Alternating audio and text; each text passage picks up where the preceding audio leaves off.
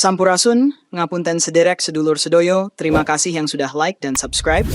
Mudah-mudahan kita semua diberi kesehatan dan kebahagiaan. Amin ya, robbal alamin. Kalau dipikir-pikir, mencuci piring itu kelihatannya pekerjaan sepele, tapi ternyata bisa berdampak besar pada kehidupan kita. Saya jadi ingat petuah Simbah bahwa setiap tindakan kecil selalu punya efek domino, entah itu positif atau negatif. Lah kok bisa ya? Padahal kita cuma membersihkan sisa makanan dari piring, tapi konon katanya waktu mencuci juga ada aturannya. Kalau kita renungkan lagi, kebiasaan dan waktu itu memang erat kaitannya dengan rezeki dan keberkahan hidup. Boleh percaya, boleh tidak. Tapi orang-orang tua zaman dulu sering mengingatkan kita untuk hati-hati dengan hal-hal kecil seperti ini. Saya kadang mikir, apa iya waktu mencuci piring bisa bikin sial? Namun, siapa tahu memang ada energinya atau getaran khusus yang kita sendiri belum paham. Nah, daripada nekat melanggar dan kena getahnya, lebih baik kita belajar kearifan yang sudah turun-temurun. Toh, menjaga keharmonisan sama alam dan tradisi nggak ada ruginya, malah bisa jadi berkah tersendiri. Simbah saya selalu bilang bahwa semua hal di dunia ini punya waktu yang tepat, termasuk buang sampah, menanam bibit, hingga membersihkan rumah. Beliau sering menasihati sambil nyengir, kamu itu jangan meremehkan hal remeh. Nah, karena yang remeh itu kadang justru bikin celaka. Saya dulu sempat kaget dan bertanya-tanya kenapa. Tapi setelah berkali-kali mengalami kejadian aneh, saya mulai mikir mungkin ada benarnya. Lebih baik patuh dan selaras dengan alam daripada nekat melanggar dan menyesal belakangan. Tentu saja kita semua punya kebebasan memilih, tapi nggak ada salahnya kan mengikuti jejak leluhur yang sudah kenyang pengalaman. Di bab-bab selanjutnya, kita akan ngobrol tentang 7 waktu terlarang mencuci piring yang katanya bisa menarik kemiskinan dan kesialan. Ngeri juga kalau dengar kata kemiskinan dan kesialan, siapa yang mau coba? Tapi ya, lagi-lagi ini soal kepercayaan dan budaya, jadi terserah kita mau menyikapi bagaimana. Semoga saja kita bisa memetik hikmah dari setiap aturan dan cerita yang akan disampaikan. Dan kalaupun kamu nggak mau percaya, paling tidak kamu dapat hiburan dan sedikit wawasan baru, ya kan? Oke, tanpa basa-basi lagi, mari kita lanjutkan perjalanan kita menyelami kearifan lokal yang kadang terasa aneh, tapi juga menarik. Saya sendiri sering takjub dengan cara orang Jawa memaknai hal-hal sederhana dalam kehidupan. Mereka selalu punya makna filosofis yang dalam, seolah-olah setiap gerakan dan kebiasaan terhubung dengan semesta. Kalau kita buka hati dan pikiran, kita bisa belajar banyak hal dari petuah-petuah semacam ini. Jadi, mari kita sama-sama mengurai misteri di balik 7 waktu terlarang mencuci piring dan memahami maksud tersembunyinya. Mencuci piring secara harfiah adalah membersihkan sisa makanan yang menempel di piring, gelas, dan peralatan makan. Namun, kalau kita melihat dari sudut pandang budaya Jawa, aktivitas ini punya makna yang lebih luas. Air yang mengalir saat kita mencuci diibaratkan rezeki yang juga mengalir dalam hidup, sehingga perlu dijaga kebersihannya. Kalau kita sembrono, katanya sih, rezeki juga bisa ikut terseret pergi atau malah mandek, entah di mana. Terdengar mistis mungkin, tapi begitulah cara leluhur kita menanamkan rasa hormat pada rezeki dan kebaikan yang datang. Dapur di rumah orang Jawa juga bukan sekadar tempat memasak, melainkan pusat energi keluarga. Dari dapur, kita menyediakan makanan yang jadi sumber gizi dan kekuatan untuk beraktivitas sepanjang hari. Kalau dapur kotor, hubungan antar anggota keluarga juga konon mudah berantakan, entah karena rezeki mampet atau pikiran sumpek. Itu sebabnya banyak orang tua dulu sangat ketat menjaga kebersihan dapur, bahkan menganggapnya area sakral. Maka mencuci piring di waktu-waktu tertentu juga dipercaya mampu menjaga harmoni energi dalam rumah. Seringkali kita menyepelekan kebiasaan sederhana dan menganggapnya tak punya pengaruh apa-apa. Namun kalau kita tilik lagi, semua hal yang kita lakukan punya resonansi tertentu dengan alam semesta. Kayak di film-film, ada energi positif dan negatif yang terus berputar, dan kita bisa memilih mau ikut arus yang mana. Kalau kita membuka mata hati, kita akan menyadari bahwa segala sesuatu punya konsekuensi, termasuk cara kita memperlakukan peralatan makan. Nah, disinilah kearifan lokal muncul untuk mengarahkan kita agar tetap berada di jalan yang baik. Kita boleh saja merasa, teori seperti ini kok nyerempet-nyerempet tahayul. Tapi sebenarnya banyak hal yang belum bisa dijelaskan secara ilmiah. Kadang kita butuh pendekatan kultural dan spiritual untuk menangkap esensi dari tiap tradisi. Saya pun dulu sempat meremehkan, Tapi setelah beberapa kali mengalami kejadian aneh, misalnya rezeki seret setelah melanggar petuah, jadi mikir lagi. Apakah hal tersebut kebetulan semata, atau memang alam sedang memberi kita peringatan halus? Ya, kita nggak pernah tahu pasti, tapi lebih baik mawas diri daripada menyesal. Di bab ini, kita baru saja membuka sedikit tabir mengenai hubungan antara aktivitas mencuci piring dan simbol-simbol yang terkandung di dalamnya. Kedepannya, kita akan bahas lebih detail mengenai waktu-waktu yang diyakini pamali atau terlarang untuk mencuci piring. Siapa tahu, dengan mengetahui alasan di balik larangan tersebut, kita bisa mengambil langkah yang lebih bijak. Paling tidak, pengetahuan ini bisa jadi warisan turun-temurun yang kita lestarikan, daripada hilang dimakan zaman. Sudah siap untuk melanjutkan kisahnya?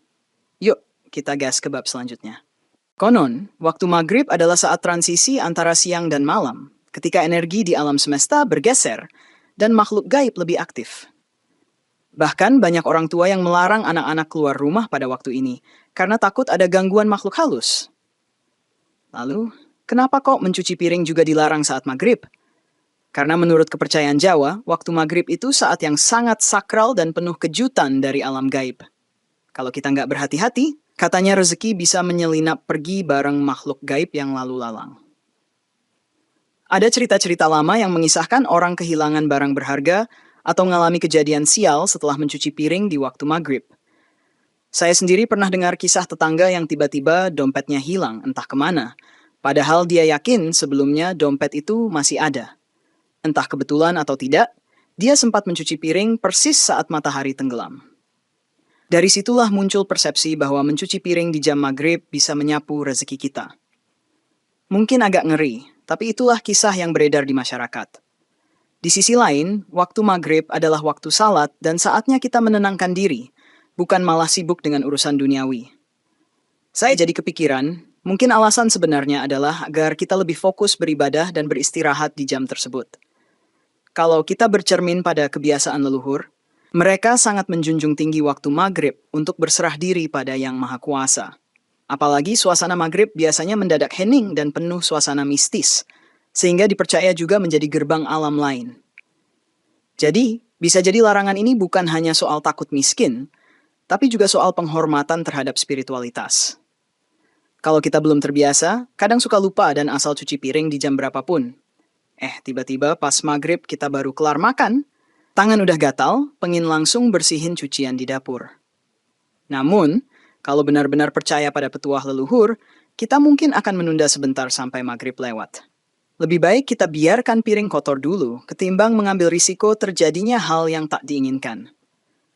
Toh, menunda beberapa menit juga nggak akan membuat dapur banjir piring kotor kan? Nah, apakah kita mau mengikuti petuah ini atau menganggapnya hanya mitos belaka?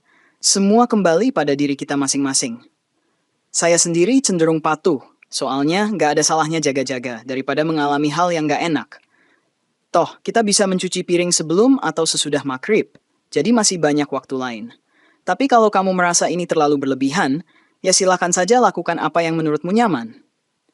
Ingat kata pepatah, sedia payung sebelum hujan. Jadi lebih baik antisipasi daripada menyesal. Tengah malam itu suasananya sepi, gelap, dan kadang bikin merinding kalau kita sendirian di dapur. Bagi beberapa orang, ini adalah waktu yang asyik buat me time. Tapi bagi leluhur kita, ini adalah waktu yang rawan energi negatif. Konon saat malam semakin larut, alam gaib juga makin intens kegiatannya. Dan konon rezeki kita bisa ketabrak energi-energi itu kalau kita nggak hati-hati. Saya jadi deg-degan sendiri kalau ingat cerita-cerita horor tentang penampakan di dapur pas tengah malam. Nggak cuma horor, tapi katanya juga bisa ngundang kesialan karena kita dianggap membuang rezeki di jam yang seharusnya dipakai istirahat. Banyak orang tua yang percaya, tidur tepat waktu itu kunci menjaga kesehatan dan keberkahan. Jadi tidak dianjurkan sibuk dengan urusan rumah tangga di larut malam. Kalau kita biasanya baru sempat cuci piring jam 12 malam, mungkin kita perlu mempertimbangkan mengubah kebiasaan itu. Bukan apa-apa, tapi kita juga perlu istirahat cukup biar besok bisa bekerja atau beraktivitas dengan fokus. Saya sendiri kadang kecapean dan malas cuci piring di malam hari. Tapi begitu ingat petuah ini, jadi merasa diwanti-wanti untuk tidak menunda pekerjaan sampai tengah malam. Selain itu, kucing di rumah juga tiba-tiba loncat ke dapur dan bikin kaget. Jadi, Makin ngeri kan? Ada juga yang bilang, mencuci piring di tengah malam itu seperti membersihkan keberkahan yang seharusnya menempel di rumah kita. Mungkin susah dinalar, tapi kalau kita melihat ini dari sisi simbolis, memang terasa cukup masuk akal. Rezeki itu diumpamakan sebagai tamu baik, dan kita malah asik menyiramkan air ke piring larut malam ketika sang tamu masih ingin menetap. Apalagi kalau suasana rumah sudah hening, suara percikan air malah dianggap memanggil hal-hal gaib yang tak diundang. Ya, percaya nggak percaya, semua kembali pada pilihan kita mau nurut atau enggak. Saya pernah dengar cerita dari teman yang suka begadang. Dia bilang setiap kali cuci piring di atas jam 11 malam, esok harinya pasti rezekinya seret. Kebetulan atau tidak, dia sendiri nggak tahu, tapi rasanya aneh karena itu terjadi berkali-kali. Sejak saat itu, dia mulai merutinkan cuci piring sebelum jam 10 malam, dan konon katanya keadaan perlahan membaik. Ya, kita bisa saja menyebut ini efek placebo atau sugesti. Tetapi, kalau hasilnya baik, kenapa tidak? Kadang hal-hal yang kita anggap tak hayul justru menyimpan pesan agar kita lebih teratur dalam hidup. Akhirnya, larangan ini mengingatkan kita bahwa istirahat di malam hari itu penting, dan kita sebaiknya tak terlalu memaksa diri melakukan pekerjaan rumah di jam-jam ekstrem. Kalau kita tetap bersikeras, mungkin tidak langsung kena musibah, tapi kondisi tubuh dan energi kita bisa terganggu. Siapa tahu, di balik larangan ini sebenarnya ada pesan agar kita lebih menghargai ritme alam dan menjaga kesehatan mental juga. Jadi kalau kamu masih suka mencuci piring di tengah malam, cobalah dipikir ulang. Barangkali kita memang perlu menyesuaikan kebiasaan kita. Kesehatan tetap nomor 1, rezeki lancar menyusul, dan semoga kesialan pun enggan mendekat. Sebelum subuh adalah saat ketika alam sedang bersiap menyambut hari baru, dan banyak yang bilang itu waktu terbaik untuk memohon rezeki dan berkah.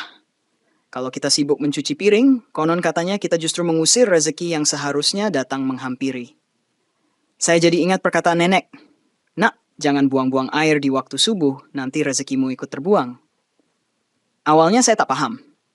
Tapi lama-lama saya mengerti bahwa mungkin yang dimaksud adalah menghormati momentum awal hari. Kalau kita isi waktu tersebut dengan memohon dan bersyukur, energi positif lebih besar kemungkinan datang, ketimbang kita asyik sibuk dengan cucian piring. Katanya, waktu setelah tahajud hingga menjelang subuh, itu penuh malaikat yang turun membawa rahmat. Kalau kita memilih menggunakannya buat berdoa atau merenung, siapa tahu rahmat yang kita terima lebih melimpah. Tapi, kalau kita mencuci piring sambil ngobrol ngalor ngidul, ya mungkin kita melewatkan kesempatan emas buat mendapatkan keberkahan pagi. Saya jadi mikir, barangkali ini soal manajemen waktu dan prioritas, supaya kita memanfaatkan pagi buta untuk hal-hal yang mendekatkan diri pada Yang Maha Kuasa. Mengingat kehidupan modern yang serba sibuk, punya waktu hening di pagi buta, rasanya seperti kemewahan tersendiri. Ada juga kepercayaan bahwa pagi buta adalah saat yang kuat energinya untuk memulai niat baik, seperti mencari nafkah atau merintis usaha. Jika kita malah memulai hari dengan mencuci piring, dikhawatirkan semangat kita justru terkuras untuk hal yang kurang produktif. Memang mencuci piring itu penting, tapi banyak orang yang lebih memilih melakukannya setelah matahari terbit, agar suasana hati lebih cerah. Saya pernah mencoba saran ini, dan ternyata rasanya beda. Karena pagiku jadi lebih fokus untuk persiapan bekerja atau olahraga ringan. Mungkin ini hanya persoalan gaya hidup, tapi petuah leluhur mengemasnya dengan mitos biar kita benar-benar mengindahkan.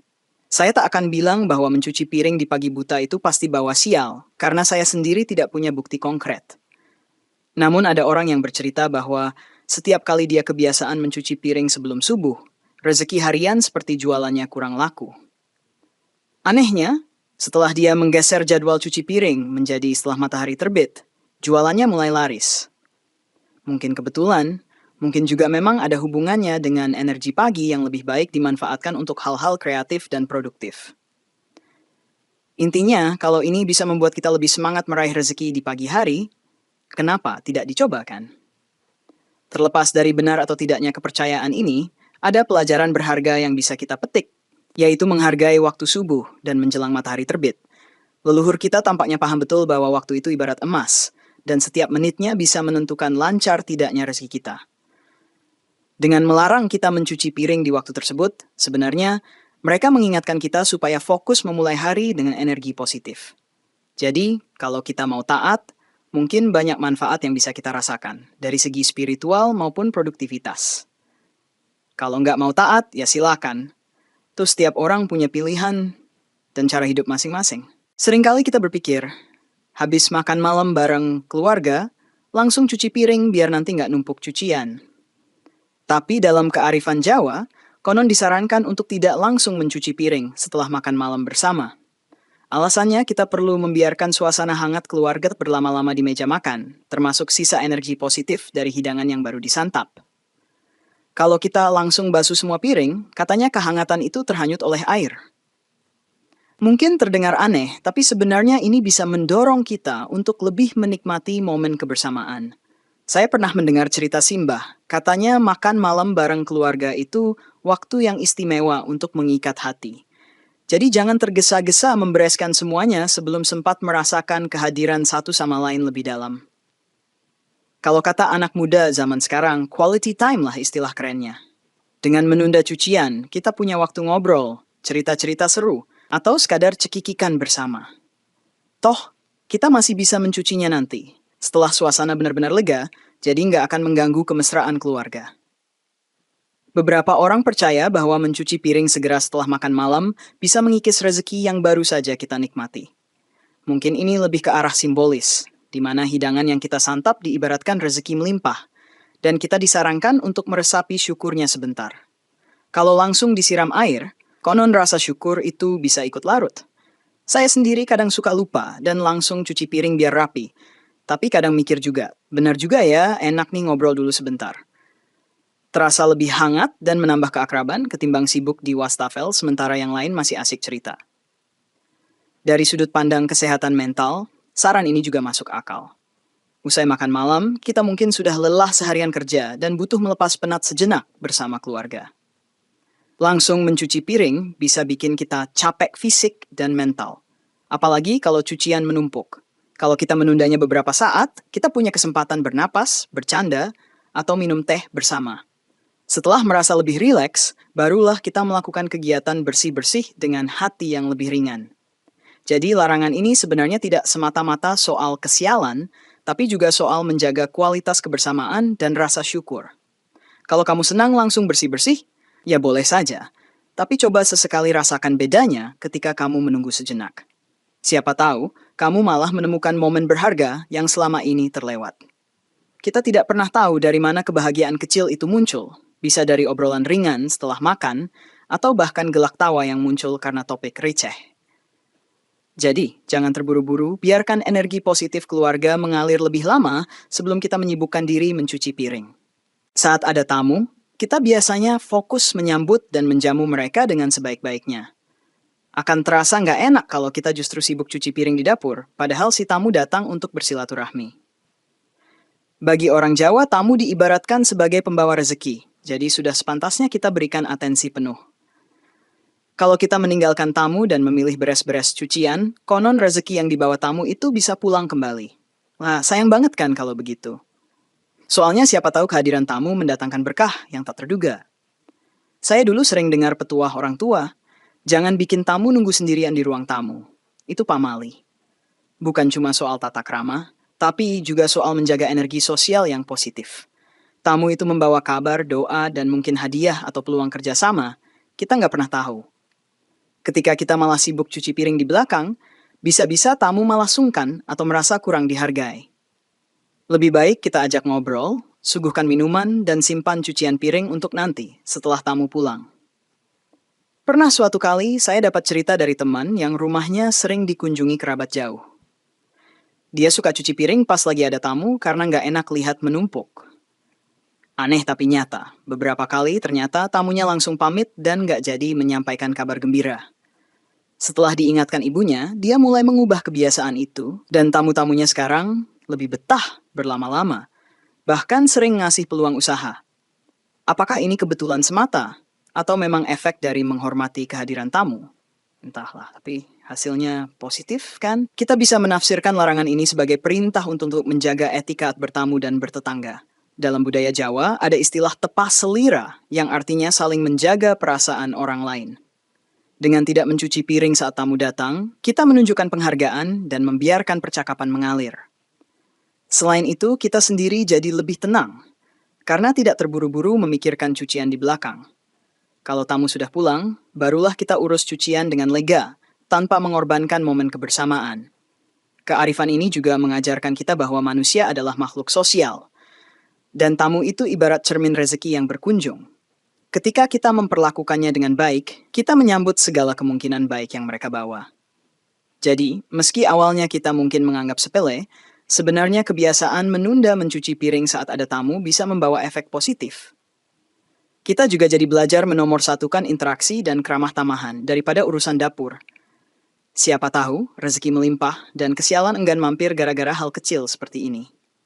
Suasana duka ketika ada orang meninggal di sekitar kita adalah momen yang penuh dengan energi kesedihan dan keheningan. Dalam budaya Jawa, umumnya kita menghentikan kegiatan sehari-hari sejenak untuk menunjukkan rasa hormat dan belasungkawa. Mencuci piring di tengah suasana seperti ini sering dianggap tidak sopan, karena seolah kita tidak peduli dengan suasana duka.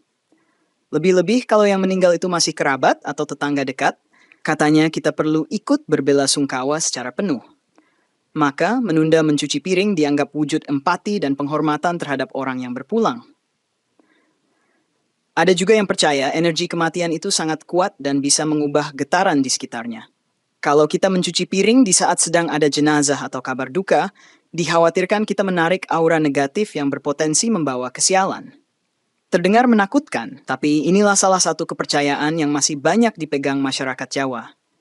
Apalagi, aktivitas mencuci piring menimbulkan suara gemericik yang dianggap kurang pantas di tengah suasana tenang atau doa-doa yang dilantunkan. Lebih baik kita menahan diri dulu, agar tak mengganggu prosesi perpisahan terakhir bagi almarhum. Kita juga perlu ingat bahwa saat ada orang meninggal, biasanya tetangga dan saudara berkumpul di rumah duka untuk membantu. Menurut adat Jawa, ini bentuk gotong royong dan menghormati orang yang telah tiada. Kalau kita justru ngotot cuci piring di rumah sendiri padahal suasana sedang berduka, rasanya kok kurang empati. Mungkin kita tidak perlu membantu sepenuhnya, tapi setidaknya kita menunjukkan solidaritas dan tidak membuat keributan dengan urusan dapur. Saya pernah mengalami hal ini, dan memang suasana duka membutuhkan ketenangan, bukannya kesibukan yang terkesan cuek. Saya ingat sebuah cerita dari Simbah tentang seorang tetangga yang tetap mencuci piring di rumahnya walau ada kabar duka di kampung. Konon, beberapa hari kemudian orang tersebut malah jatuh sakit dan usahanya merugi. Tentu saja, kita tidak bisa memastikan apakah itu benar-benar karena mencuci piring di waktu duka. Tapi cerita seperti itu menyebar kemana-mana, dan orang-orang menganggapnya sebagai teguran bahwa kita harus lebih peka terhadap perasaan sekitar. Mungkin ini cara nenek moyang mengingatkan agar kita tidak individualis, terutama di saat genting seperti kematian. Intinya, menghormati orang meninggal dan keluarga yang ditinggalkan adalah hal penting dalam budaya kita. Menunda mencuci piring bukan hanya soal menghindari kesialan, tapi juga menghargai momen berkabung. Kita bisa melanjutkan kegiatan setelah prosesi selesai dan suasana lebih tenang. Toh, mencuci piring bisa dilakukan kapan saja. Tapi menunjukkan empati, itu punya waktu tersendiri yang tak tergantikan. Semoga kita bisa mengambil hikmah dari tradisi ini dan mempererat ikatan sosial antar warga. Ketika hujan lebat turun dengan petir yang menggelegar, suasana memang sering bikin jantung deg-degan. Orang Jawa kuno percaya bahwa petir adalah simbol kemarahan alam, dan kita disarankan berhenti melakukan aktivitas yang berhubungan dengan air. Katanya sih, air bisa menjadi media penyalur energi petir, sehingga berbahaya bila kita sibuk mencuci piring. Bukan cuma itu, konon rezeki juga bisa tersambar jika kita nekat bermain air saat petir menyambar-nyambar. Kalau kita melihat aspek keamanannya, masuk akal juga, karena memang berisiko tersetrum. Saya pernah mendengar cerita seorang teman yang hampir tersetrum ketika mencuci piring di saat hujan badai. Aliran listrik di rumahnya tidak stabil, sehingga dia merasakan sengatan kecil di area wastafel. Meski tak fatal, kejadian itu cukup bikin dia ketakutan dan langsung percaya pada mitos larangan ini. Mungkin saja benar, sisi keselamatannya lebih utama. Tapi secara spiritual juga diartikan kalau kita mengganggu energi alam. Jadi, selain fisik, rezeki pun konon bisa ikut terpangkas kalau kita menantang petir dengan mencuci piring. Bagi orang Jawa, alam semesta bukan hanya sekumpulan fenomena fisik, tapi juga memuat pesan-pesan tertentu. Hujan lebat ibarat anugerah untuk menyuburkan tanah. Tapi kalau dibarengi petir, itu tanda agar kita berdiam diri dan berdoa. Dengan tidak mencuci piring di saat itu, kita menghormati kodrat alam dan menghindari risiko kecelakaan. Saya jadi mikir, mungkin ini cara nenek moyang untuk melindungi kita dari kemungkinan tersambar petir atau konsleting listrik. Sambil menunggu reda, kita bisa duduk di depan jendela, menikmati suasana hujan, dan berdoa agar selamat. Petir juga sering diasosiasikan dengan kilat yang konon bisa membuka celah ke dunia gaib.